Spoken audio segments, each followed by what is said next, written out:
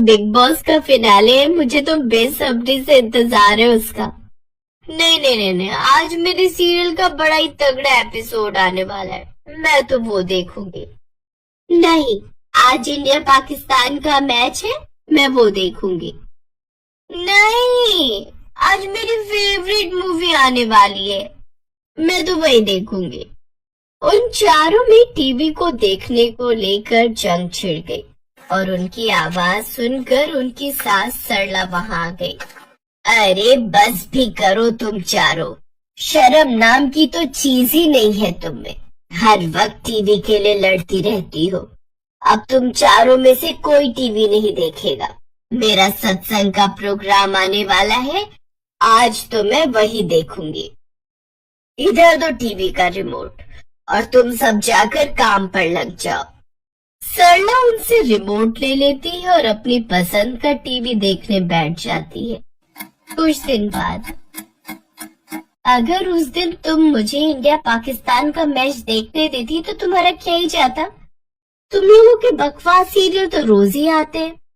हाँ, और मेरा जो बिग बॉस का फिनाले छूट गया वो, और पायल जो तुम ये बार बार मैच देखने की बात कहती हो, तुम्हें पता भी है एक ओवर में कितनी बॉल होती है? अरे तुम सब चुप भी हो जाओ, नहीं तो माँ जी हमें इस रसोई से भी बाहर निकाल देगी। इसीलिए तो कहती हूँ ये सब बकवास की चीजें छोड़कर कॉमेडी वाली चीजें देखा करो, इससे लड़ाइयाँ कम होंगी सब में। अरे तो अपना घर कौन से किसी कॉमेडी शो से कम है, यहाँ की कहानी देख लिया करो। चारों इस बात पर हंसने लगी। बाहर हॉल में बैठी सरला ने उनसे कहा, अरे अब किस बात पर हंस रही हो, जल्दी जल्दी खाना बनाओ। इनका भी कुछ समझ नहीं आता, कब हंसने लगती हैं और कब लड़ने लगती हैं।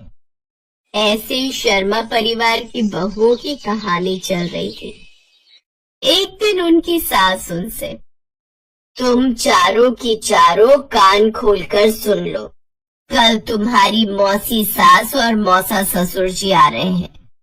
उनके सामने तुम चारों बिल्कुल झगड़ा नहीं करोगी और ना ही इस बारे में बात करोगी। माँ जी मैं तो बस कभी कभार मैच ही देखती हूँ, नहीं तो मैं कहाँ टीवी देखती हूँ। हाँ तो हम भी तो कभी कभार ही अपनी मर्जी का देख पाते हैं। झूठी तो तुम एक नंबर की हो, टीवी ऑन हुआ नहीं कि तुम जिन की तरह प्रकट हो जाती हो। हाँ, एक बस मैं ही हूँ जो किसी के हाथ से रिमोट नहीं लेती। और झूठ मत बोल, तू ही है जो सबसे पहले नागिन बनकर टीवी के सामने कुंडली मारकर बैठ जाती है। ऐसे बहुत देर तक उन चारों की बहस चलती रहती है। इनकी लड़ाई सुलझाते सुलझाते एक दिन मैं ही इस दुनिया से न सुलझ जाऊं, कुछ नहीं हो सकता इन सब का। अगले दिन उसकी बहन और जीजा जी उनके घर आते हैं।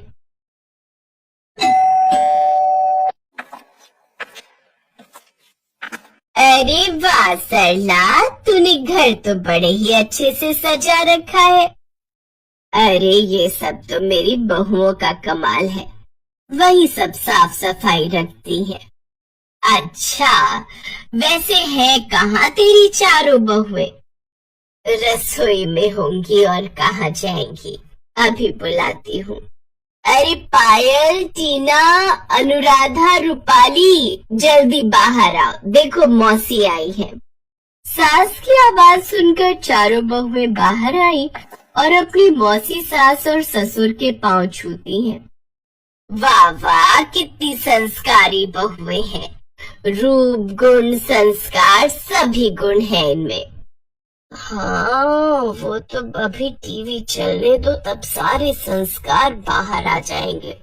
तुमने जरूर कोई पुण्य किए होंगे जो इतनी सुशील और अच्छी बहुएं तुम्हें मिली हैं।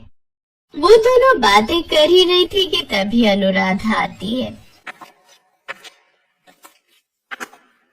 माँ जी, मौसी जी, मौसा जी, चलिए सब खाना खा लीजिए, खाना तैयार है।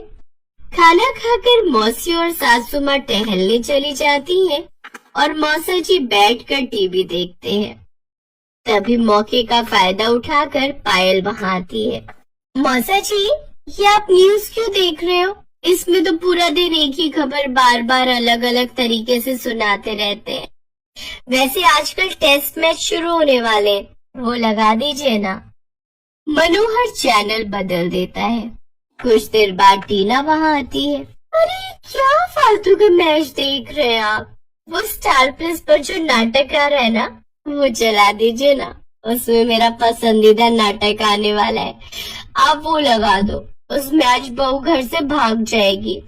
मनोहर एक बार फिर चैनल बदल देता है, लेकिन पायल का मुंह बन जाता है। तभी वहां रूपाली आ जाती है। अरे ये सब तो बेकार का नाटक है, आप ना मौसा जी वो रियलिटी शो लगा दीजिए। मनोहर एक बार फिर चैनल बदल देता है। तभी अनुराधा आती है। मौसा जी, आज वो फिल्म आने वाली थी सलमान की, वो लगा दीजिए ना। मनोहर एक बार फिर चैनल बदलता है। मौसा जी ये सब छोड़िए और आप मेरा सीरियल चला दीजिए ना। नहीं मैच, नहीं रियलिटी शो, नई फिल्म। इस तरह से उन चारों में फिर से लड़ाई शुरू हो जाती है। मनोहर उन्हें चुप करवाने की बहुत कोशिश करता है, लेकिन वो उसकी बात नहीं सुनती। उन बहुओं की आवाज बाहर तक आती है और सरला के कानों में पड़ती है। हे भगवान, लगता है एक बार फिर घमासान छिड़ गया। कैसा घमासान? सरला और मौसी दौड़ती हुई घर की ओर पहुंचती हैं। हे राम, क्या है ये सब? यही तो इन चारों की सबसे बड़ी कमजोरी है, ये टीवी। वैसे ही चारों बहुत अच्छी हैं, लेकिन टीवी में अपनी पसंद की चीज देखने के लिए चारों पागल हैं। अरे तो तुम इन चारों के लिए अलग अलग टीवी क्यों नहीं लगवा देती? मेरे बेटे अशोक से कह के मैं 4 टीवी का इंतजाम करवा देती हूँ। तेरा बहुत बहुत शुक्रिया। उसको बोलना बिल साथ में भेजे, बेटों से कहकर अकाउंट में डलवा दूंगी। अगले दिन मौसी मौसा अपने अपने घर चले जाते हैं और इधर अब चारों बहुओं के कमरे में अलग अलग टीवी होता है, लेकिन उन्हें वो टीवी देखने में मजा नहीं आता।